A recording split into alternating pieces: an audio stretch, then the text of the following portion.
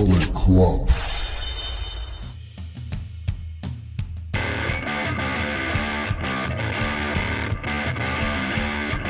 Hello and welcome back to the channel. Welcome to the channel. If this is your first time with us, this is Leanne Presents. I am Alan. This is Leanne. Lee Allen, get it? And as you've already seen from the title card around about 10 to 15 seconds ago by this point, these are our predictions for WrestleMania 41. Now, as you're watching this, some of you might be thinking, but hang on guys, WrestleMania is not for the week. Oh no, we got the date wrong. No, we didn't. Ignore that. That's incorrect. So we aren't here for the week building up to WrestleMania, and we wanted to get predictions out. Yeah. So we decided to do them now after this week's Raw, and prior to this week's Smackdown because we won't be here for that in sort of that sense either. So we're going to cover everything up until the point at the end of Raw, dated the 7th of April, 2025. Just for clarity's sake. Because you never know, you might be watching this in another year. You never know. Hello to the future. Yeah, hello future. How bad has it gotten? Let us know in the comments down below. But yeah, so we're going to cover everything that we've got to this point. I think it was 1, 2, 3, 4, 5, 6, 7, 8, 9, 10 matches across 2 nights. 10 matches is precisely what AEW Dynasty had this last weekend. In a single night. In a single 4-hour pay-per-view. With no filler, apart from 2 ads for shows coming up. So as it stands, it looks like we're going to get 5 matches. Well, there's going to be more than 5. But we've got 5 matches as it stands across 2 nights. Yeah. And you know they're both going to run for 4 hours at least. Oh, they are. I mean, this is obviously to say there's a lot that could happen in the next week or so, which we'll cover in the description if things change. But as it stands, it's the way, like, looking back at WrestleMania build-ups previous, this is feeling pretty sparse. A little bit. So we do know that there will be one other match added to this. There is going to be a women's tag team gauntlet taking place on SmackDown. The winners of that gauntlet match will go on to WrestleMania to face the women's tag team champions, Liv Morgan and Raquel Rodriguez. I don't recall who was in that match, I'll be honest. They flashed the graphic up on Raw this week. I looked at it and they disappeared, and I'm like, oh, okay. The only team so there was 2 teams I know because one was in the ring and one was backstage. So you got Natalya and Maxine Dupree. Okay, yeah. And then you've got Bayley and Lyra Valkyria. Okay, yes. Obviously, Bayley and Lyra Valkyria just had an Intercontinental Championship match. Yeah. Which Lyra Valkyria won. Bayley seemed to have a bit of a hump on that, but then she kind of went, right, well, that was the wrong thing. Go back in, give her a hug, give her props and whatever. So now they're obviously in this gauntlet match. So where are the actual tag teams? We don't have any female ones. Do you not know this? I mean, it's painfully obvious now. The one main one that they had was Isla Dawn and Alba Fire. Yeah, and they split them up. And one got they fired Isla Dawn. Yeah. Why would you have women's tag team championships if you don't have women's tag teams? I mean, just don't. Or build some tag teams. Don't just chuck people together. Yeah. But then again, that's how tag teams start sometimes. I guess. But yeah, no, I agree. There is also one match which we're going to briefly touch on that isn't happening anymore. Yeah. Randy Orton versus Kevin Owens. Yeah. For anyone who's seen last week's SmackDown, Kevin Owens has a neck injury. He's had this since sort of beginning of the year, give or take. It's not through any matches like the ladder match he had with Cody and all the sort of street fighty kind of stuff he's been doing.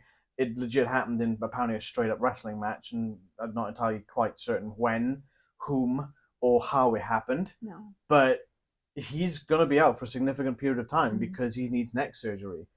And that was quite a powerful kind of segment on SmackDown, and you could see the emotion, and Nick Aldis are obviously breaking kayfabe, even though kayfabe is not really a thing anymore. That, this is the part of the job I hate. Nick Aldis says he brings Kevin Owens out. Kevin Owens is there. And you can see he's putting his heart on the sleeve. He's telling people that this sucks. He's not going to go to WrestleMania. He can't face Randy Orton. He was looking forward to this match at WrestleMania, and he can't do it because he needs neck surgery. And the speculation is he's going to be out somewhere between 2 and 5 years after this. That's if he can even come back at all. Yeah, it really sucks. And all the crazy stuff he's done, for it to have been a standard wrestling match is kind of like a bit Yeah. I don't know, not quite a disservice, but it's a kick in the nuts. Let's be perfectly honest. It's a kick in the nuts. But it's very likely that it's sort of a bit of a build-up of a lot of things that have happened, and it's just one match is the straw that breaks the camel's back. So that's all it takes. Yeah, that's all it takes. But yeah, we obviously get well soon, Kevin. Kevin's one of my favorites. I think he's one of the best in the industry. He doesn't conform to this. Oh, look at me, I'm muscular. I can kind of relate to him because I do have a dad bod per se. I'm not chiseled. I don't go to the gym and work out all the time, and I'm not sculpted like a Bobby Lashley or an AJ Styles or a Roman Reigns or whatever. And Kevin Owens is kind of like the everyday person in a wrestling ring to me. Yeah, he looks like a normal guy, someone you could just go up to the street with and have a chat, or you be in the pub and chat to him, and you're not kind of, this is going to sound wrong, you're not intimidated by him because he's not built like this outhouse kind of, you know. But that's a good thing, and I like that in Kevin Owens. And I've always liked Kevin Owens. I think he's fantastic, and I really hope he can come back at some point, and make amends for the time off. So, if you've seen our prediction videos before, you know how this works. I'm going to cover it briefly anyway. I'm going to cover the non-title matches first, followed by the title matches in the back end of this video. And I tend to generally do these in the most looking forward to category. So my least looking forward to match will be covered first of the non-title matches, followed by, in order, building up to the most looking forward to of the non-title matches, and then resets back to the title matches, so least looking forward to most looking forward to. This has been quite difficult. And I think I mentioned this on our AEW, but let's be perfectly honest, this WrestleMania build has been an absolute pile of crap. Yeah, it's not been great. It's been awful. It's been terrible. Yeah. But yet, WWE marks will probably go, oh, that's the best thing ever. AEW doesn't do storylines. But then on the other hand of things, I've seen a lot of WWE purists saying they took the tour, the WrestleMania tour building up to WrestleMania, to Europe because they knew the crowds would be loud and excited. Because they knew the build-up was going to be rubbish. Quite possibly. Yeah. So, okay, let's get into it. Yeah, let's go. First match we're going to talk about then is Jade Cargill versus Naomi. Yes. So, this kind of started last year when Jade got taken out. It was kind of revealed, semi-revealed, I guess, at Elimination Chamber, when Jade Cargill storms into Elimination Chamber match, beats 7 hells out of Naomi, preventing her from being able to compete in the match. And it's obviously been confirmed then. I think it was either the SmackDown after the Elimination Chamber or the SmackDown after that. I'm pretty sure it was the SmackDown after, where Bianca Belair goes to the ring. She calls out Naomi. Naomi's like, yes, I admit it. I did it, but I did it for us. Yeah. And it just kind of throws back to that time where Stone Cold Steve Austin got run over and nobody knew who it was. And then it turns out it was Rikishi. And it's like, I did it for The Rock. And it's like, they're just throwing this back. And the worst thing about it is, it's part of the same family because she's married to the son of Rikishi. Very true. And it's like, oh, really? Come on, really? Okay. So this has kind of been preceded by Naomi, like, I've been nice long enough. It's time for me to show my bad side. And I kind of liked that they're kind of leaning into that. Yeah. I feel that she needed a switch up a long time ago. And I think I've even mentioned it numerous times before. She needed something different. And this hopefully will be this kind of shot in the arm for Naomi. I'm not saying she's not talented. No. But I feel that the character she was embracing with this glow stuff, it didn't really work for me. No. I didn't particularly enjoy it. I didn't like it. I thought it was trashy. It looks like crap, let's be perfectly honest. And I feel that sometimes you need a good reset. And they've kind of looked at this hard reset button. They've just gone, bam! Hopefully that's where they're going with this. Yeah. I do like the changing up the look with all the caution tape kind of outfits. That's pretty cool. I'm enjoying that. And obviously Jade Cargill, hopefully she's been, in her time off, she's been training in the Performance Center. I don't want to say Jade's green because that's probably not the term to use. But I think she is still a little rougher on the edges. At least the last time we saw her, she was a little rougher on the edges. She was making mistakes. The tap out thing with Shayna, that's a big thing. And I just hope that this is a good match. And a little bit of trivia for everyone. This is the first women's match, singles women's match, or one-on-one match on WrestleMania since WrestleMania 22 that has not involved a championship belt. That's crazy, though.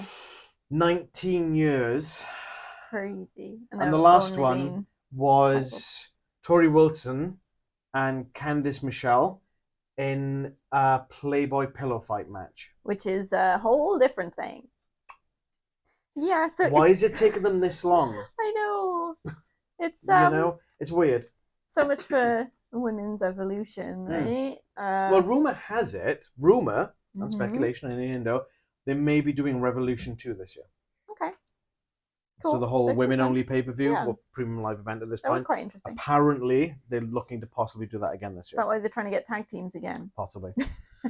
Have you got anything else with this? I think there has been a good storyline coming up to this. I think it's just been a bit too sporadic because this. I wouldn't even. I mean, the storyline for this basically includes Naomi going, "Yeah, I did it," and then Jade just beating her down week after week without even really saying much. So that's been like the climax at the moment, is that admission that the work that she did with Bianca and the emotion that they showed in that sort of that was good. build-up Yeah, was that was really cool. good. So we'll give some credit. There is definitely some storyline, but I do like the same. Once that admission's been made, since then you've got to keep going forward with the story. You can't just go, "Yeah, I did it. Oh, I'm getting beaten down. I'm getting beaten down. I'm getting beaten down." Then Jade going, "Yeah, I want to kick her ass constantly."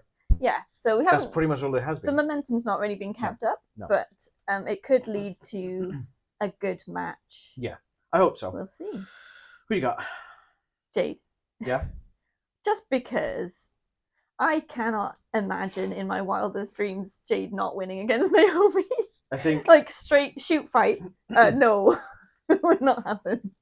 Oh, absolutely not. And I think you're right in the sense I'm going Jade as well. And also it's like getting justice kind of thing and putting down the heel. And it could then spark Naomi into just like elevating that heel character and moving on to other things. And WrestleMania is seen as the culmination of the last year of build-up, and this would be a nice capping point. Yeah. Like, this probably will bleed over past WrestleMania. Yes. They'd need to bring sort of Bianca back in. Yeah, but they need that end point at a pay-per-view, premium live event, WrestleMania. They need that end point to potentially even progress it further. So Naomi could be like upset that she lost, and she's attacking Jade from behind. So instead of Jade attacking Naomi all the time, it'll swing back the other way. Jade's like, "Well, I've already beaten you. I don't need to beat you again." And then Naomi keeps on doing it to her, and it costs her matches. And then Jade snaps, like, "Right, fine, I'll beat you down again." But potentially in a street fight where Naomi might have an upper hand. You know, so that would be a good way to do it and keep it going and have that more progression. That's what they should have been doing all this time. Yeah, building it up. But you know. Yeah. Okay. Controversially, the next match is a triple threat match, which sees Roman Reigns versus Seth Rollins versus CM Punk. Oh, that's a... So, AKA the main event of WrestleMania. Event is number 2 on your list, only surpassed in least liking by Jade and Naomi. Interesting. Okay.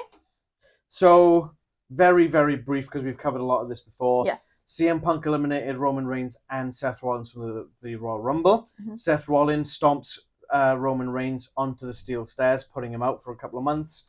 CM Punk gets eliminated from the Rumble, so he doesn't win either, so he's not going through his WrestleMania match. Then, obviously, CM Punk and Seth Rollins are still having that bit of a spat and a feud, which culminates in them having a steel cage match on Raw. I said, as soon as that cage match was announced, what did I say to you? Roman Reigns is going to interfere in that match. Yep. What happened?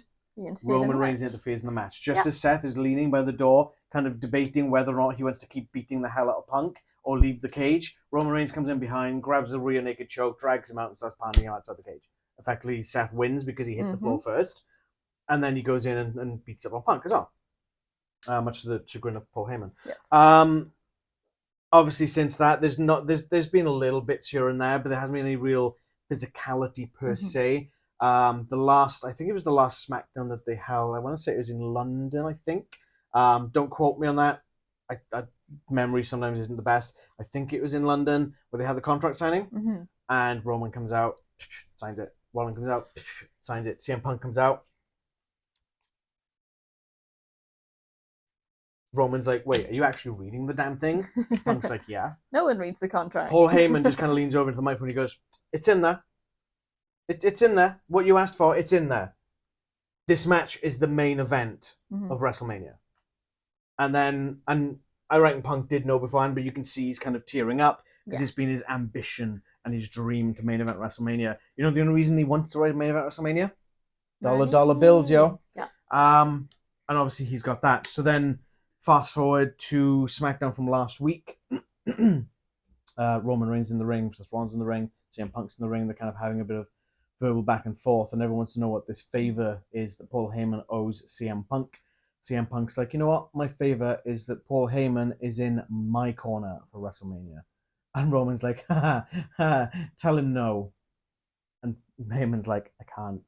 Mm-hmm. And it's like, what the hell is going on? So then this week on Raw, we've got Seth Rollins comes to Heyman's in the ring. Seth Rollins comes down to interrupt him, all this kind of thing. He's like, okay, so how much does Punk care about you? Because he's all about the money. How about I take you out of the equation? How about I stomp your head into the mat? Take you out of that equation. You haven't got to deal with this then. Out comes Punk, starts beating up Rollins. Rollins manages to get the upper hand, stomps him. Heyman goes over. He's looking at Punk. He's like, oh my god, are you okay? He's in prime stomping position. Oh, yeah. Rollins runs up, goes for the stomp, and stomps right by Paul Heyman's head. Doesn't hit him, and Heyman looks like he's seen a ghost. And he's like... Yeah. And what does Seth Rollins tell Paul Heyman, Leanne? Now you owe me a favour. Oh. Yes. So we're finally getting some build. Yeah, this is actually really good. So the whole thing with Paul Heyman being out there was trying to justify that he's not betraying Roman Reigns chief, or CM Punk, but we didn't really get to his reasoning why he's not betraying them, because obviously he's choosing. He has to be in one corner. He can't help Punk 1 minute and then help Roman Reigns the next. So there's this whole conflict between who is he going to choose and how is he going to make it work so he's not betraying either. And Seth's argument was that neither of them care for you, so why should you care for them? Roman Reigns uses Paul Heyman for his own gains. Yes. CM Punk uses Heyman to get him money. Exactly. That's all it is. Yeah. So it's really interesting all of a sudden. Yeah. So, I mean, cat foot. Cat hair. It's everywhere. It gets everywhere. It really does. So the speculation, and I firmly believe this to be truth, WrestleMania still has not sold out. Okay. As this video is going up, we're just over a week out from WrestleMania and it's still not sold out. Hard to sell out 2 nights. Now, last year did it fine. Yeah. Year before that did it fine. Very true. So, what does that tell you about the build-up of this entire show?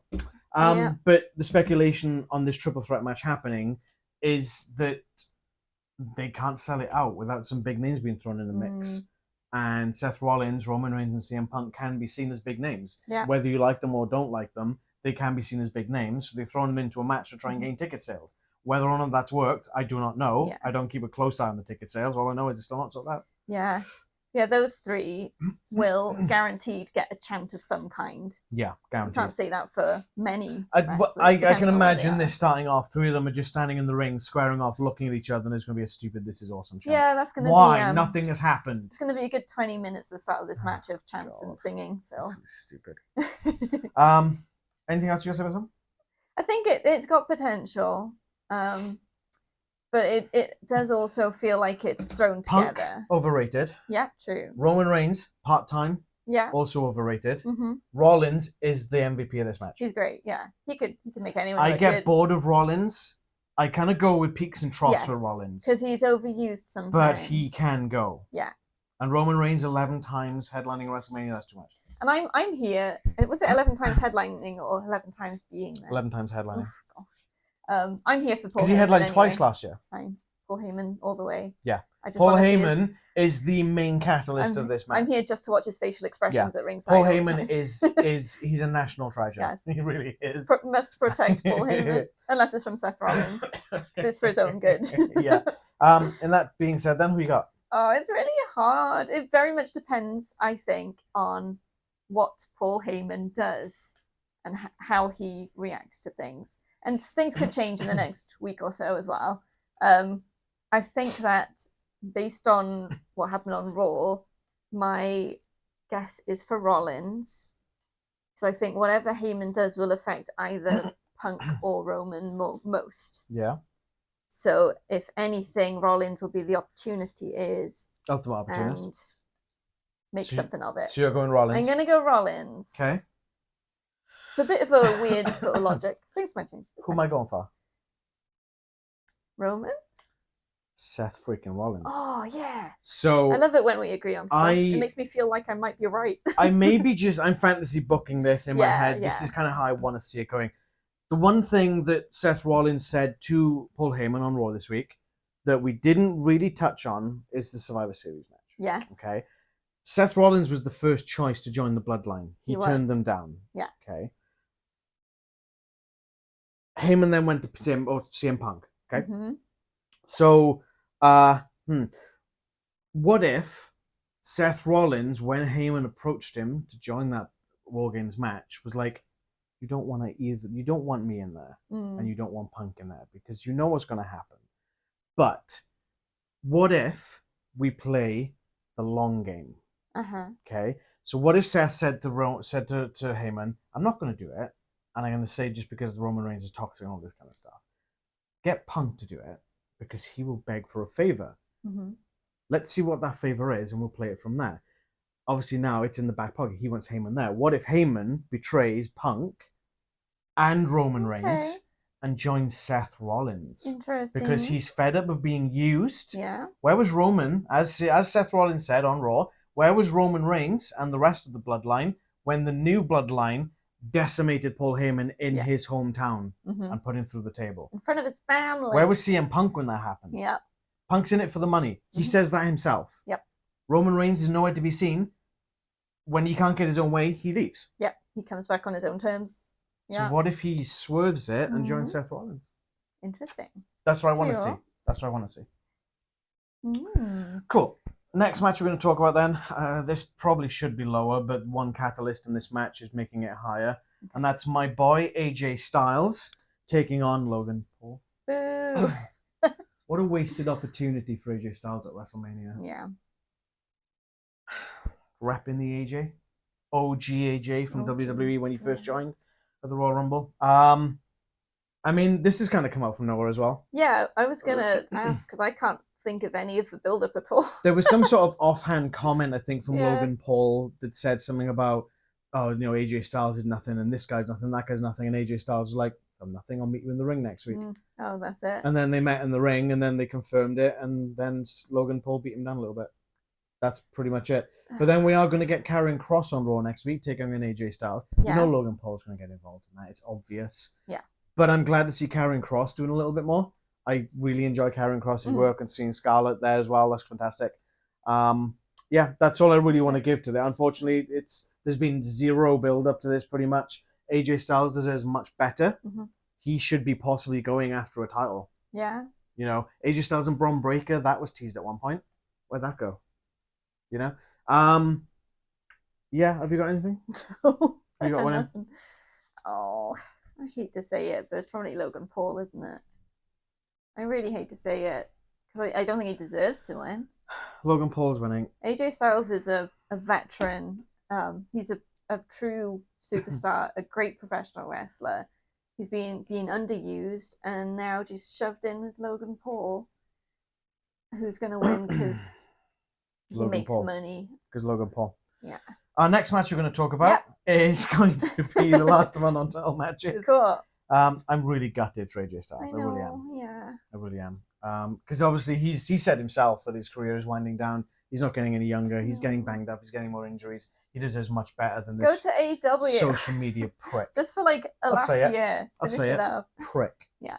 Yeah, imagine like AJ Styles versus Ricochet properly. Imagine AJ Styles versus Will Ospreay. AJ Styles versus Kenny Omega. AJ Styles versus Speedball Mike Bailey. Kevin Knight.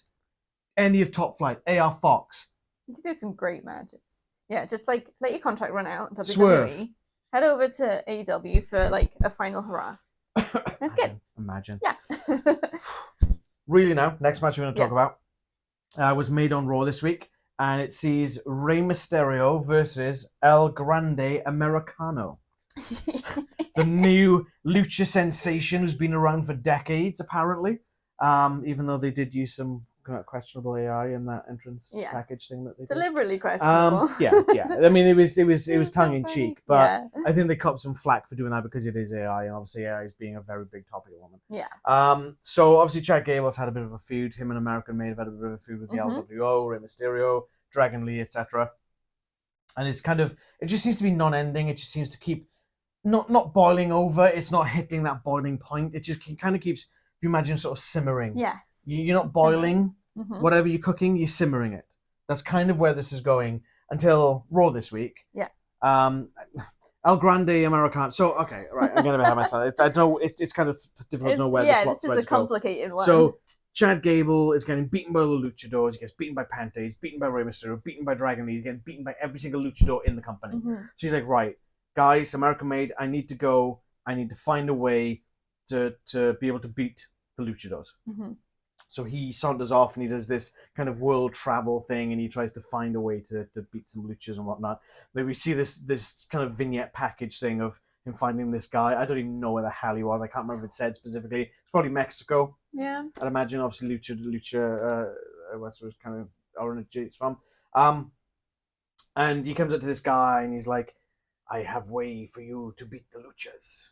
And Chad Gable's like, okay, here's some money. He's like, she keeps handing these notes over. Then he hands this box over to Chad Gable. It's like a Pulp Fiction moment. Yeah. Opens the thing, and if I remember rightly, there was some sort of glow. If I remember rightly, Remember, it was quite a while ago, so it's a bit patchy in my memory. But he opens up this box, and he's like, "Yes, this will do it."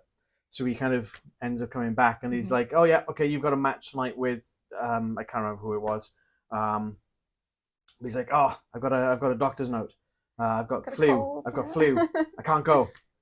But El Grande Americano can. And everyone's like, what?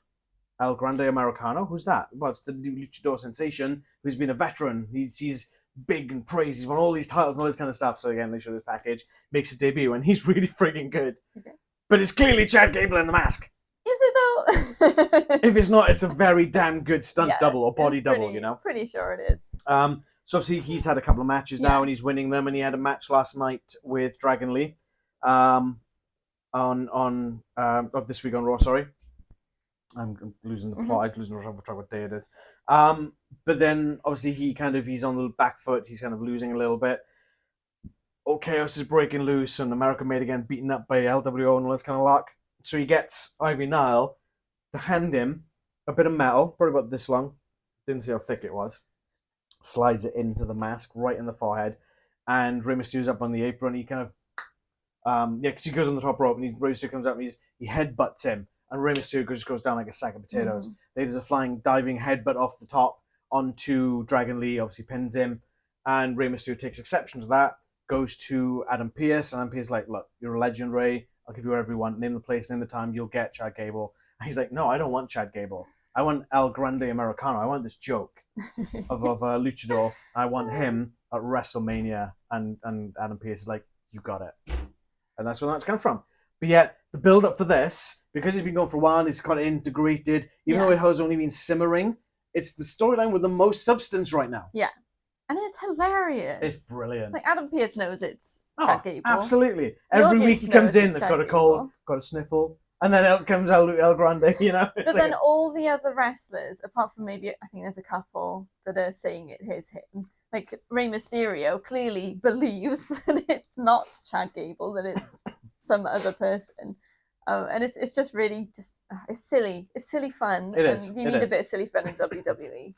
You know what I would really love is when the combination this comes to El Grande Americano is in the ring and then Chad Gable comes out the entrance. Yes. Imagine. So I kind of want either that or for it to be some like crazy like dual personality thing that Chad Gable doesn't even know that he is. Some sort of schizophrenia. So he puts the mask on, or it's like the mask. Yeah. That's just a whole different personality. That would be cool. That would be really cool, actually. So he can't actually do luchador stuff when he's not wearing it. That would be really good. I would really like that. It'd be so silly. That'd be awesome. But it could just be he's pulling the wool over people's eyes. Yeah. In a weird way. It's fun. It's fun. It is. It's good. I'm enjoying it. It's good, harmless fun. Why say harmless? Clearly someone's getting beaten up, but... Yeah. Headbutted. Anything else? It's going to be a fun match. Yeah. I mean... Oh, absolutely. Who you got? I'm going to go Americana. Rey Mysterio loses. It just feeds into the joke, I think. I'm not ready for it to be done. Yeah, who am I going for? Americano. El Grande Americano. I don't think that they're going to go through all this effort to have him lose this soon. Yeah. And obviously Rey Mysterio, when he does sort of beat him or someone gets to behind him, they are going to pull the mask off and it is going to be unveiled whoever it is. But imagine, though, if it's not Chad Gable and they pull that mask off, that ruins everything Rey Mysterio stands for. Yeah. Mm-hmm. Juicy. That'd be great. Juicy. Awesome. And I really like this. It's really good. Just unmask some pour in. Chad Gable is so underrated. Yeah. Cool. Next match we're going to talk about, we can start on the title matches then. So the next match we're going to talk about is Tiffany Stratton defending her WWE Women's Championship against Charlotte Flair. Mm-hmm. So Charlotte Flair returns, goes into the Royal Rumble, wins the Royal Rumble, comes out the next night, the next SmackDown instance, and gets booed out of the building, and she takes exception to it. You can see she's rattled. You can see she's on the back foot. She has no idea what's happening. She thought she could be a babyface by doing that. No. That was never going to happen. No. So then she goes down to Raw. She sees the champ there. If I remember right, it was Rhea Ripley at the time. She sees Tiffany. She goes down to NXT and saying, "Oh, I'll make my decision." And then she attacks Tiffany Stratton and says, "I'll see you at WrestleMania." Yeah. So for the next couple of weeks, we just got Charlotte Flair kind of attacking Tiffany from behind. Yeah. Then it kind of devolved more than the last few weeks into interview segments, promo segments, whatever you sort of call them, where Charlotte's taken some pretty nasty cheap shots at Tiffany, and Tiffany's firing back because the problem is I don't even know where to start with this. It's like real life drama. It is real life drama. They're both in the doghouse, from what I hear from WWE. Charlotte more so because she's the vet. She's the professional. She should be professional. Know better. But clearly she doesn't. No, they're like picking at each other's relationships at this point, and it was that promo section there was when they were in the ring. There was a thing about that Tiffany said something about divorces, so she's 0-3. You were 0-3. 0-3 in marriages. Which she wasn't very. She didn't like outright say it, but if you know, you know she's talking about divorces at that point. But then Charlotte comes back. I can't remember the name of the. Is that why Kaiser's in my DMs? Is that why Kaiser's in my DMs? Ludwig Kaiser and Tiffany Stratton are an item. Of course. I didn't even clock that it was Ludwig Yeah, Kaiser. it was Ludwig Kaiser, yeah. Mm-hmm. But at that point, what Tiffany said was uncalled for, but at least it was veiled. But Charlotte's the one that started. Charlotte is the one going off script. That's the problem. So they obviously, WWE is scripted to a point where you go, hit these key points, do, A, B, C, D, E. Charlotte is not doing this. She is not a professional at this point. She's going into business for herself, as expected. Who saw that one coming? Yeah. You know, that's the problem of it. And Tiffany had some really good comebacks that were in line with stuff for quite a while until it got to that point. It was too much. 0-3, yeah. And 0-3, roll out the ring. Everyone has a tipping point. Yeah. Tiffany Stratton is quite young. She is impetuous, probably not the right word, but she has probably got that kind of short fuse in this. She's been in the business for less time. She looks like she's being unfairly treated by the veteran in Charlotte Flair. And you got to think, if that was me, I'd probably do the same. You're in a wrestling ring in front of thousands of people. Mm-hmm. The emotions are already a bit haywire. First time WrestleMania as a champion. But the thing that really felt like was completely over the line was naming names. When Charlotte mentioned the boyfriend by name, for years wrestlers have thrown very thinly veiled barbs at each other. It's a thing. It happens, and if you've got to be able to give it to take. You roll with the punches, yeah. But naming names has always been whenever someone has mentioned someone's wife or someone's mother without prior talking to them and okaying it, it's too much. It's over the line, and it shouldn't be allowed. I hope Charlotte got a fine for that. I hope she had a massive slap on the back of the wrist for that. So, for example, from what I've heard, Charlotte is the one that's more in the doghouse because she should be seen as the veteran, the professional, the one who keeps everything on the rails. Yeah, exactly. Like a locker room leader almost. Exactly. You know, clearly she ain't that. Oh, the Nepo baby stuff was funny. Yeah. But then obviously with Tiffany, she went 0-3 and rolled out of the ring. Yeah. That was her de-escalating and trying to de-escalate. She'd drop a bomb and get out. Yeah, exactly. Because she's firing back at stuff that Charlotte is saying and Charlotte's doing. And she's like, right, this needs to just finish. I'm going to roll out the ring after having the last word that I want to say. Boom. And she left. But then obviously Charlotte's like, well, I've got to get the last word in. Kaiser's in my DMs. No. And they both wearing the same looking outfit too. I wonder who wore that first. That's more of a Tiffany outfit in my mind. You know? Yeah, I would say it doesn't look good on Charlotte, but I don't think many of Charlotte's outfits look good on her. No. I'm sorry. There's obviously real heat. Yeah, there's real heat. And the last time this happened was Becky Lynch and Charlotte. Oh, yes. Now, if you've got two high-profile feuds and there's one common thread in them as a person, who's the one that's clearly to blame? Clearly the issue, Charlotte. You're the issue. It's you. If all of your friends are leaving because stuff's happening, it's probably you're the common denominator in that thing, you know. But it sort of makes me really nervous for this match. Yes, because it's so dangerous to have that real heat. And some wrestlers, and hopefully these will as well, they can channel that and make it into something I hope so. good. But you have to be professional, keep that emotion in check, use it, but don't go over the line. I think the problem is, will Charlotte be professional enough to do so? I think both of these women at this point are quite volatile, and they'll have to be very careful. And I hope that they have people in the locker room or people at home that can help bring that perspective. Well, I'll tell you who's not going to be in the locker room helping Charlotte is that her ex-husband of Andrade. Whoops. We can name names because we're not on Fun live fact, TV. Roman Reigns' Universal Championship run lasted longer than all 3 of Charlotte's marriages. Oh no. Fun fact. Whoops. Yeah, this has potential to be a bit of a train wreck. Yeah. It could be good, but I've not got a lot of hope. If I'm Triple H and WWE, I'm going, let's put this on first. Let's get it done. out the way, get that bad taste out of everyone's mouth. Yeah. Let's just get a shot. It's like if it's the point where they're probably considering if it's even worth keeping this match on the card.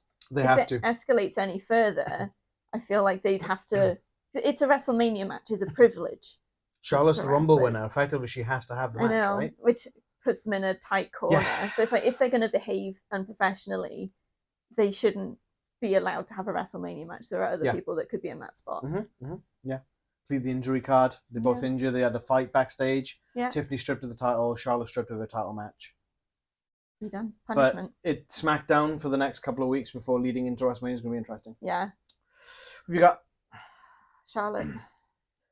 Yeah, unfortunately, I have to agree with that. Unless they do go the punishment route, and and if she is the one doing the worst, then take it off her. No, don't let it have it. I don't know. I would rather Stratton retain. Yeah. But you know what WWE like? They like chasing records. They like chasing records. And they love a Flair. They love a Flair. Okay, next match. Yes. It's the other women's match. Io Sky is defending her Women's World Championship against Bianca Belair and Rhea Ripley. Ugh. It's another annoying one. My notes have literally put FFS. Oh my goodness. This I has hate been this build up so much. ridiculous. Io Sky has been given the very, very short end of a very, very short stick. I feel horrible for her. Yeah.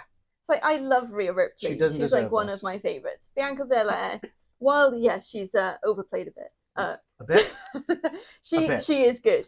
She's got skills and she has held championships and done really well with them. Yeah. Why are they making Io's championship run feel so bad? Pointless.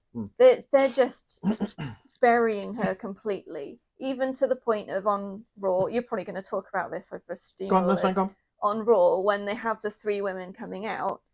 The championship belt's on a podium. Io Sky comes out without it. She is still the champion. Yeah, why is that there? Why is that in the middle of the ring and not with the champ? Just because stuff's been going on That and was it's got stupid. complicated and you're going to make it a triple threat. She is the champion. She should be carrying that belt to the ring.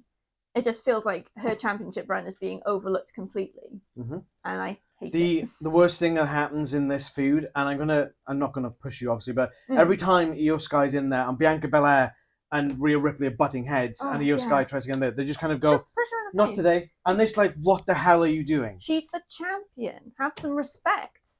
They had respect for Bianca when she disgusting, was yeah. champion, Yeah. even if it was like a rivalry sort of respect, or a bit of a maybe not. But no one pushed her in the Nobody face. pie-faced her in the face. And No. no one pushed Rhea Ripley in the face. No. They wouldn't dare, to be fair. But Io Sky is amazing. She is This- so yeah. good.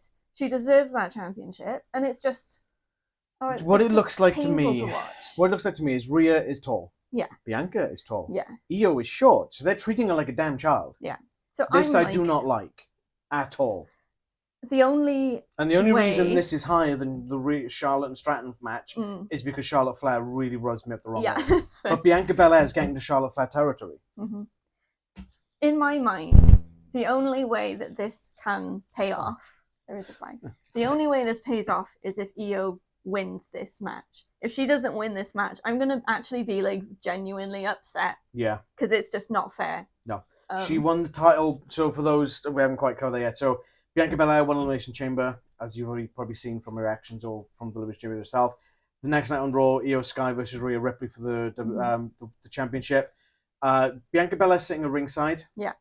Questionable. Why was that there? Yeah. Rhea Ripley takes her eyes off the prize, starts bad-mouthing Bianca Belair. I'm going to beat you at WrestleMania. Io Sky capitalizes on it, beats her for the title. Rhea Ripley's PO'd because she feels Bianca Belair screwed her out of the title. Well, you shouldn't really have taken your eyes off of Io Sky. Yeah. Exactly. And then Rhea's like, I want to be in this match. I want to be in this match. I want to be in this match. You got and no then right. Adam Pearce's like, well, you'll get your rematch. So it'll be you versus Io Sky, but Bianca's the ref. That was the worst thing ever. Yeah, that wasn't helpful. So Bianca's like, oh, yeah, I'm going to call this down the middle, blah, blah, blah, blah, blah. She clearly doesn't. And she starts, obviously, she hits one, or the one hits her, and she hits back, and vice versa, and whatnot. And the end of it, she's like, nah, screw this. I'm calling the match off. Well, no, it didn't get to that point where you can just go, I'm calling the match off. That was the biggest, ridiculous piece of trash on that episode of Raw. Yeah. Adam Pearce did, in his wisdom, say, that was on me. I messed up. I shouldn't have put it in the match as a referee. Damn straight you shouldn't have. You should have fined her for that stuff. Take a WrestleMania match off her, you know? But then obviously he's like, right, I'm just going to give the triple threat, screw it. Yeah, which is great. I mean, it's like, in part, getting emotional about it, part of it is like, oh yeah, they're building up the story. They're building up that Io's being beaten down and it's an injustice. It's building up so it could be that, but it's the thing that really sort of flipped it to me, as in WWE is not being fair to Io, is putting that belt on the podium instead of having Rhea walk out with it. Sort of flipped it from those two people are being unfair to WWE is being unfair. I don't even see it as Bianca and Rhea are being unfair to Io per se. I see that as Bianca wants a title match, and obviously she won't let me do it. She gets the match. Rhea Ripley can't get over the fact that she lost the title, and she still feels that it should be her and Bianca Belair, and Io Sky shouldn't be in the match. Yeah. So they're just kind of taking her and going, well, you're non-consequential to this. It's me versus her. You've got nothing to do with this. But Io's the damn champ. She's the champ. Respect it. I really hate this. I absolutely hated this build-up. From the start, it's been ridiculous.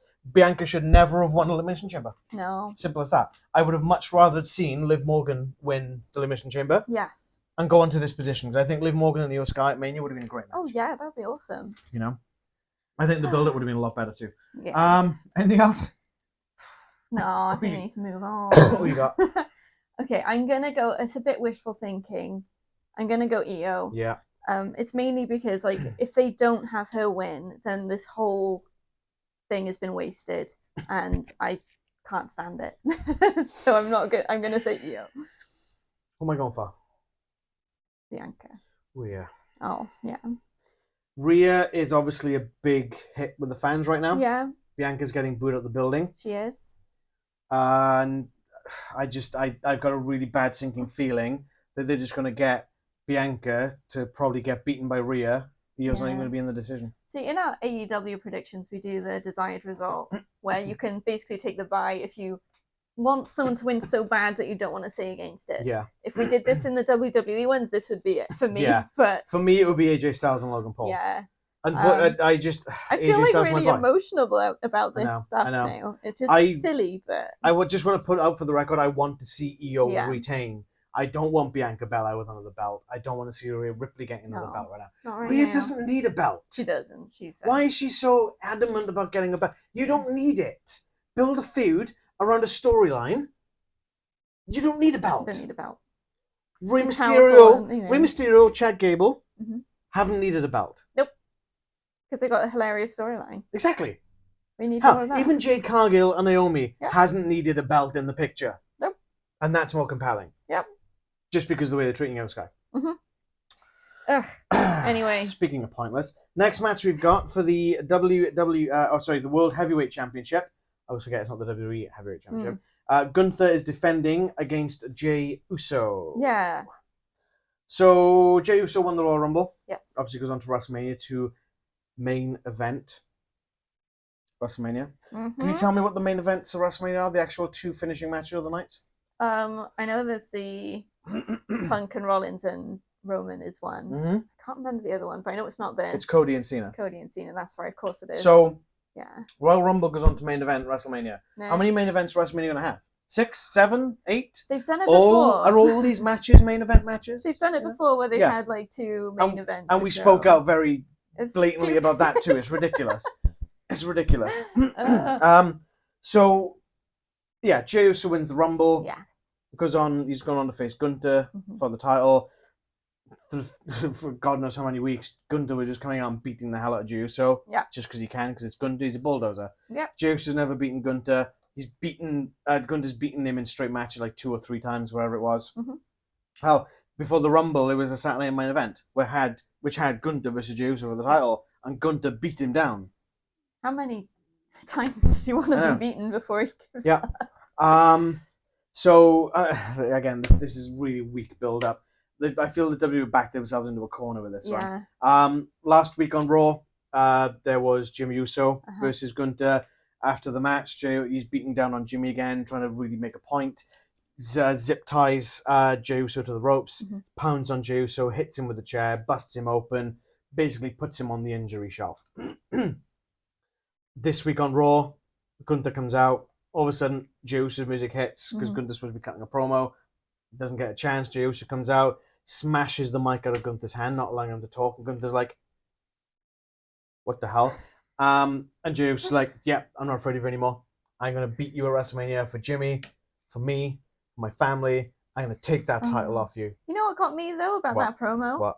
Is he was saying, I was telling my mum that you beat Jimmy up and Jimmy's in the hospital. Sounds like a playground, yeah. And then my mum asked me, why didn't you protect your brother? And I couldn't lie. So I said, because I was scared. It's like, no, you couldn't defend it because you were literally zip tied to the turnbuckle.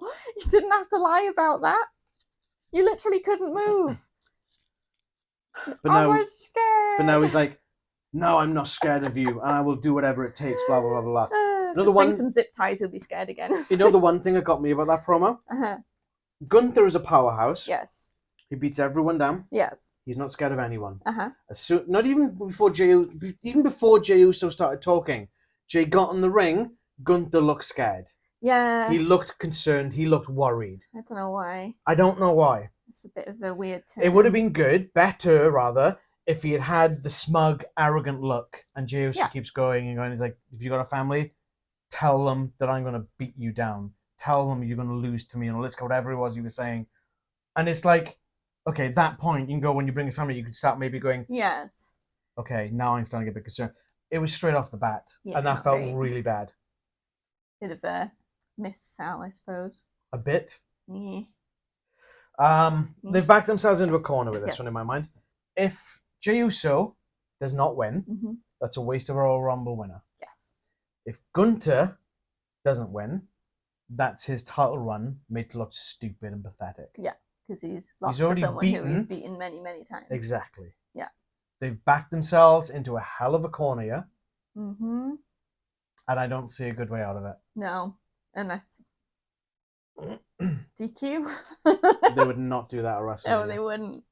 There would be riots. The fans would hate it. Yeah, it's a bit of a weird one, this. Yeah. And it's just a shame. I can't remember if I've said it on previous videos or if it was just to you, because I thought I'm not sure if we talked about this previously, but this is not the right call. No. Jey Uso should have challenged Cody. Yeah. Something different. And then Cena versus Gunther would have been a much more entertaining match. Ooh. Yeah, I'd watch that. In my mind. Jey Uso versus Cody works. Yeah. Gunther versus Cena works. Gunther versus Uso, for however many times they've had it, doesn't work for me. It's not a WrestleMania match. And it's certainly not a WrestleMania main event in my mind. No. Well, it's not. But yeah, Jey Uso ain't the main event. Who do you got? Oh. I'm going to go Uso. Yeah. I don't, like you say, there isn't a good outcome to this. I think with the emotional build-up, and like you said about Gunther's sort of seemingly misplaced concern, should we call it? It kind of, it's a bit like writing on the wall. Because he was kind of even just doing that with his hand. It's kind of like, oh God, what's going to happen, you know? And it's like, what? No. So it kind of makes me think that he's if fought Gunther bigger. Doesn't have faith that he'll win, then he's fought bigger. He's fought tougher. Yeah. Yeah, I'm also going Jey Uso. Yeah. just because I feel that of the two, that's probably the lesser evil, but it's Yeah. certainly the worst thing you can do to Gunther. Oh, yeah. What's he going to do after that? How on earth do you build back up from that? I don't know. I have no answers. Next match we're going to talk about is for the United States Championship, and it sees LA Knight defending against Jacob Fatu. Yeah. So, again, the Jacob, LA Knight and the Bloodline, no strangers. They've had a bit of a history, per se, of the new Bloodline, whatever you want to call it now. I don't think you can call it Bloodline anymore. So, last week on Smackdown, was it a week before? No, week before, sorry. Braun Strowman was challenging LA Knight after winning a contendership match. I can't remember who he beat. And he was facing LA Knight for the championship. Out comes the Bloodline. Jacob Fatu basically beats up Braun Strowman, gets in the ring. Obviously, they start beating up on LA Knight as well. And obviously throws the match out, which then Braun Strowman gets really annoyed at. So he challenges, I can't remember if it was him challenging or if it was just Nick Aldis going, right, this is what we're going to do. We're going to have a last man standing match, Jacob Fatu versus Braun Strowman. Winner gets the title match for the United States Championship against LA Knight at WrestleMania. Yeah. Spoiler alert, Jacob Fatu's in the match, so what does that tell you? Oh, he won. Yeah, exactly, yeah, exactly. Yeah. Questionably, because Braun Strowman was He's just on getting to his feet. Yeah. He was pretty much on he was getting to his feet. He was holding onto the ropes, but his feet were on the ground. So that was annoying. That's pretty much all I got. Yeah. I mean, that's all there is. I'm more disappointed they didn't go down the Solo versus Fatu route for WrestleMania. Yeah. I feel that would have been better. But obviously they're doing a bit of a slow burn. Maybe, again, if Fatu wins, potentially you could rub it in Solo's face. Where's your gold? Why aren't you holding gold? What are you going to do for this bloodline? Yeah, and that kind of furthers that down, I guess. But on the other hand of it, Solo could go, if Fatu loses, why didn't you win? You failed us. And Fatu's like, well, I'll show you fail. How about you and me square off? And there's multiple ways this can go. Yeah. But I felt that Solo Fatu probably would have been a better match. AJ Styles versus LA Knight may be more entertaining than Logan Paul. You know, of course. I'll tell you. Well, you know what I mean. Yeah, you know. Yeah, I mean, that's all I got on this one. Yeah. But I still value this match more than the others we've talked about so far. I mean, definitely. I mean, LA Knight's great. Yeah. Fatu is a powerhouse. He's got potential. He's not as great as everyone says, but he has potential. There's some weirdness, but I mean... Yeah! Sorry. Why? Sorry, I couldn't... sorry. Anyway. My inner Tamatonga just channeled itself there. I don't know. They've just completely ruined that family, haven't they? But okay. Like I said they would. Yeah, you did. You called it. But I think this has potential to be a barn burner. We'll see. Just kind of slightly swinging back to Roman Reigns, and it's the same thing there. He's floundering. He's done nothing since winning back the Ulafala. Yeah. And I said the same with that. If Roman wins it, he doesn't go anywhere because he's got nothing to do. Because there's other things in play, like Cody and Cena. If Solo won the Ulafala, that would have been better because then he's got a claim to different titles he can start building up. Yeah. But they had him lose, and look where we are now. They've killed both bloodlines. Awesome. Yes. Well done. Who have you got? Oh, I really don't know. I think I'm going to go LA Knight. Yeah. I'm not really sure on this one, to be honest. It's a tricky one. Yeah. I think I'm going to LA Knight as well, just because he hasn't long won it back. Yeah. And I feel that it'd be weird to have Shinsuke drop it to him to then lose it less than a month later. Yeah. The only thing that's making me hesitate really is that potential storyline with Fatu and Solo. So I was thinking about that as well. Maybe Solo costs Fatu because he feels the Fatu is getting too big for his britches in the new bloodline. Yeah, could be. Yeah, there's possibilities. Potentially. There is a few different strands you can pull off this one, and we could be all night exploring that, but I'm obviously conscious of how long these videos run. So, I think it'll be a decent match. I don't think it'll be anything like, oh my god, this is match of the year, but it's going to be decent. Yeah. Next match we're going to talk about, and I just realised I haven't actually got any notes for this one. Oh. I don't know why that's happened. For defending the Intercontinental Championship, we see Bron Breakker taking on Dominic Mysterio, Finn Balor, and Penta in a fatal four-way match. Yeah. You kind of see where this is up there, can't you? It's going to be Bron Breakker is a beast. Yes. Let's just throw that out there now. Obviously, he's had matches with Finn Balor for the title, and he's won them, obviously, because he's still champ. He had a match with Penta. I think, if I remember rightly, Judgment Day got involved and the match got thrown out. Okay. If I remember rightly, because I don't think Penta's lost a match clean yet. Mm-hmm. Then obviously we saw Penta tagging up with Braun Breaker against Finn and Dominic. Yes. I think Penta and Braun Breaker won that one, if I remember correctly. Again, there's like 6 weeks worth of stuff I'm trying to recall in my head right now, and it's nuts. And it kind of leads into this. So I think Finn wanted a Finn one-on-one match. Obviously, given the fact that Penta didn't lose that match, I feel they've gone, right, well, we have to put him in there. So let's make a triple threat. But somehow they've shoehorned Dominic Mysterio into this as well. I don't quite know how. Yeah. I don't quite know where this has come from. But I'm not upset about it, because I like Dominic Mysterio. Yeah. You know, he's really come into his own in the last few years. When we first come in and he was this green rookie and he was just hanging on his dad's coattails to turning on him, joining the Judgment Day. Since he's kind of just been on his upward trajectory, he keeps getting better and better and better and better and better. Yeah, and it's phenomenal. It's absolutely fantastic. I mean, all 4 guys in this match, superb. Yes. Penta, I think, is having some issues acclimatizing to WWE. They work a slower pace than Lucha Underground, than the independent scene from Mexico and AAA and AEW even. Yeah. So there has been a lot of missteps and slips and whatnot. Hopefully it'll come to him a bit more naturally, and this will be a good way to sort of a bit more frenetic pace. When you got 4 guys, things move quicker anyway. Exactly. So I'm hoping for a real barn burner in this one. Yes. For me, this could be potentially the show stealer. Yeah. In my mind.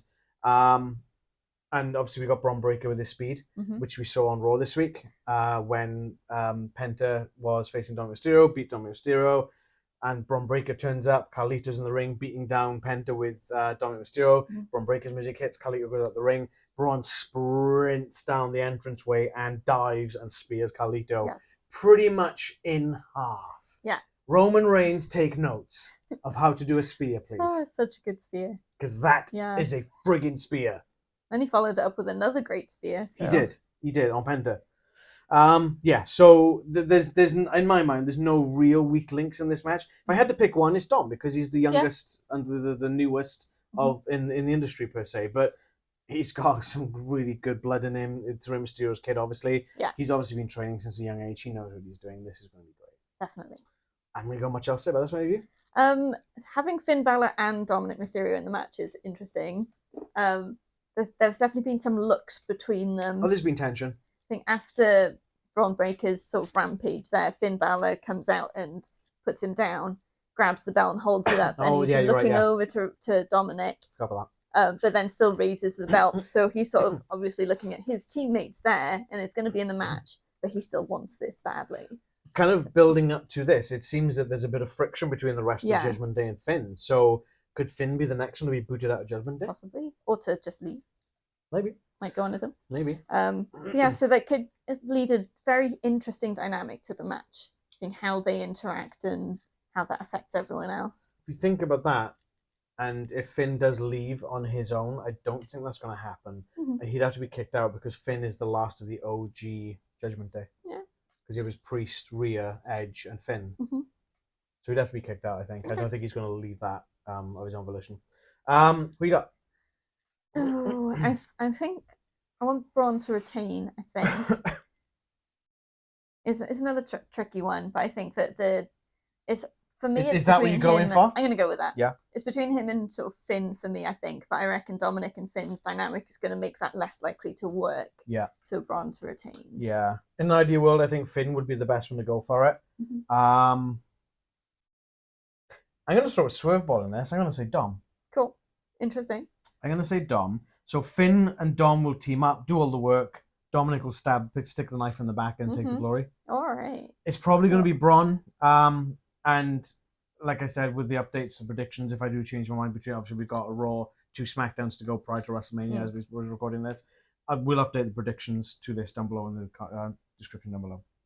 But I think that'd be really cool. And that would be nice, like a little, almost like, well, you did it to Priest. You cost him the title. I've costing you it. And I'm taking it for myself. I'm taking it back to Judgment Day. And then you get Liv and Dom as the power couple with tag team titles, depending on if obviously they retain at Mania, and the Intercontinental Championship. Yeah. I think that'd be a nice little way to it. And obviously Braun then can move up to a different picture. He could possibly challenge Jey Uso for the world title. Okay. You know? Cool. And then that leads us on to the actual main event of WrestleMania. Yes. Of night 2, I'm assuming. For the undisputed WWE Championship, Cody Rhodes defends against John Cena. Mm-hmm.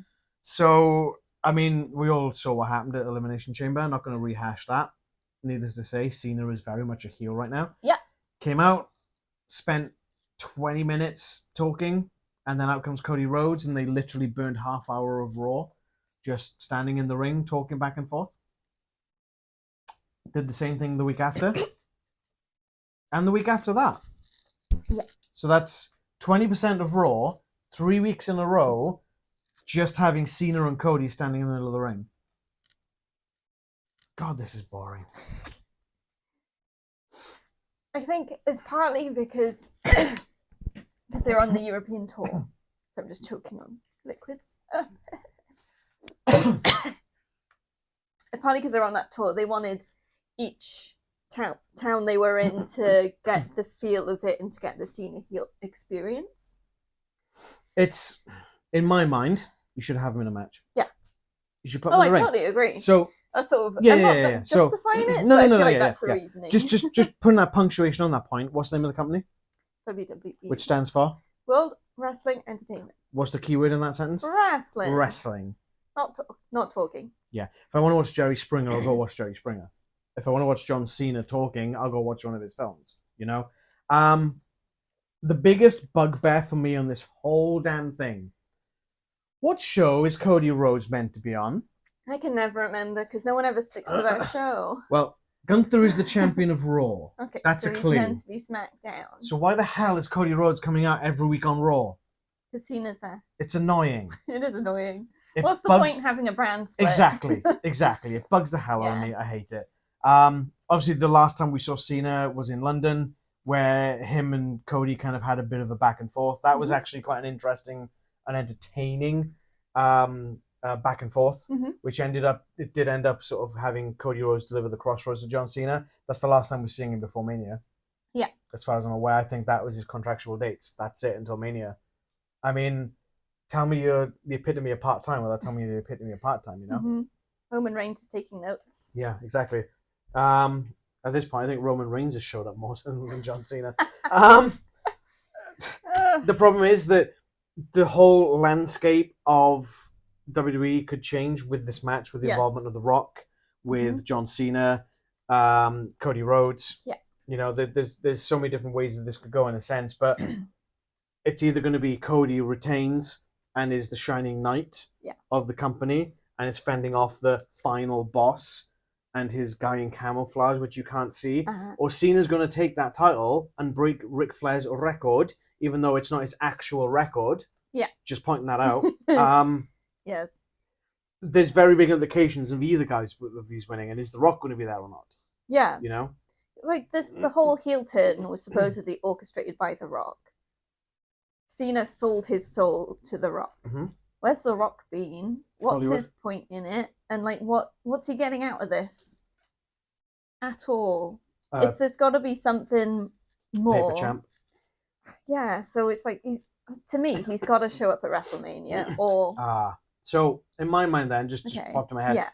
The Rock is instrumental in getting Cena to break Ric Flair's streak. Yeah. So The Rock is the driving force behind that win. And can sort of claim it as his achievement. That's the only thing that really pops in my head. Yeah, because it sort of doesn't really make sense why, otherwise, does it? And he's like blaming the fans, like, every one of you is the reason why I've done this, because you never had my back. I'm sorry, what? He's mouthing off of some kid. Yeah. Who's wearing a John Cena shirt. So the reason you've got money in your pocket, John Cena, is because this kid has bought that shirt. Yet he's the problem? Yeah. I mean, it makes him more heelish if his argument doesn't make sense, right? Yeah. But it also doesn't make sense. It's not logical. It doesn't make much sense. That's all I've really got. Yeah. The problem is that there's not much of a build-up to this. No. Because there hasn't been much of a build-up. This is the only way to say it. But the promos have all it's been the pretty much the same implications. thing. Yeah, it's the implications of this match what makes it the most interesting. Yes. That the heel turn was a moment. That was a moment. That was a moment. Is it the best moment? Probably not. Probably not, but it's up there. In WWE have put it as the number one moment of all time, though. I know. Terrible.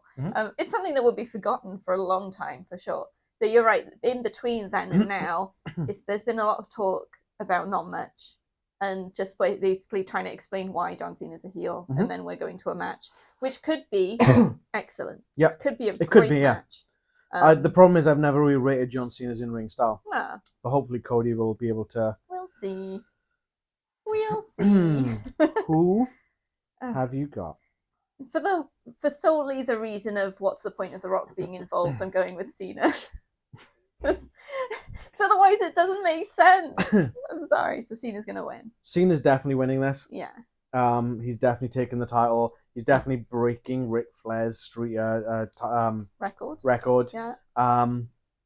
It's his last year. There's Yeah. no way they're not giving him the title. No. He didn't get it when we thought he was going to get it before. It's got to be WrestleMania. There's no other he didn't time. win the Rumble, which is surprising. Yeah. He won the Elimination Chamber, as we expected. The heel turn was unexpected, but yeah. Yeah. Okay. So that's all the matches. That's all we've got so far. As I say, any new matches that will be added, any changes, adjustments, etc., to either the card or our predictions will be updated in the description to this video down below. That'll be done before the start of night 1 of WrestleMania. WrestleMania 1, yes, correct. WrestleMania 1. WrestleMania 1. Night 1, yeah. Going back night in 1. time. Hey! At least we get some good stuff going on. And a shorter show. Wait till you get WrestleMania 13. that match is getting inducted to the Hall of Fame, the submission match. Yeah. Stone Cold Steve Austin. Cool. Yeah. Cool. What's your least looking forward to match on this card? Oh, let me steal your notes. Yes. And try and read. Oh. I feel attacked. You should be. Oi. No, it's fine. Gonna be. It's hard. This is really difficult. I think I'm going Stratton versus Flair. Yeah. I think. Mainly because of how nervous I am about what their current dynamic will translate to in ring action. Yeah. For me, AJ Styles, Logan Paul. Yeah. And that's not because of AJ Styles, not by any long stretch of No. imagination. It's because of Logan Paul. Mhm. I don't like him. He's a piece of human garbage. AJ Styles deserves better. Yeah. This is just dud. AJ Styles will do his best to carry this, but I'm afraid Logan Paul will injure AJ Styles, if I'm perfectly honest. Yep. Yeah. What's your most looking forward to match? I think I'm going to go with the 4-way. Yeah. Braun, Finn, Dominic, and Penta. Yeah. Yes, I think there's a lot of potential in there, and like you say, it could be a time for Penta to shine more than he has so far in WWE. Yeah, there's a lot that could happen, and there's a lot of little elements that could come to play. So yeah, I agree. Oh, excuse me, it's the Intercontinental Championship match for me. The IC title needs to be elevated more, and Bron Breakker's done a good job of it. It's classed as the working horse title. You know, that's the one that everyone wants to get. It's the one that Randy Savage held. It's the one that Bret Hart held. It's the one that Stone Cold Steve Austin held. The Rock held it. You know, it's that. It's dripping in prestige. Yes. You know, and that's the one. It's almost like that stepping stone. Once you've had that IC title, you've kind of been elevated up to that next level. It opens and then doors. It does open doors to the heavyweight, to the W Championship, whatever one you want to go for, or, you know. Yeah. And that's kind of what that is. And I feel that this is exactly what it should be. A 4-way of this caliber is exactly what that IC title needs. Like I've said many times before, there's two kinds of people. There's the people who make the titles, and there's the title who make the people. Bron Breakker is definitely making that title more relevant, and having it in this such a high stakes match is a great thing for the IC title. Yeah. Cool. So we'll be back with our night 1 reactions on the 20th of April. So we're not going to watch it live. We're not insane. We're old. Sorry, I'm old. I have a young wife, but you know. I don't know about that. I have a younger wife.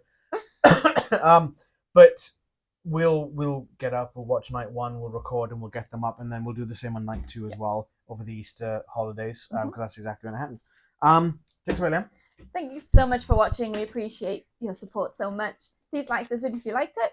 Hit subscribe and hit the bell to be notified when we drop new videos. Follow us on socials. Our link tree is in the description below, which will take you to Instagram, Facebook, and X. Talk to us on our socials or in the comments.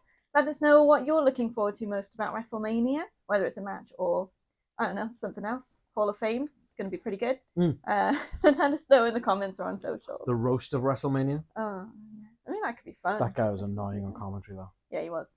But there we go. That's it. So until we're back with our reactions. Back from our little vacay. Back from our holidays.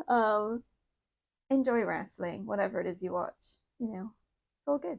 Enjoy. Bye.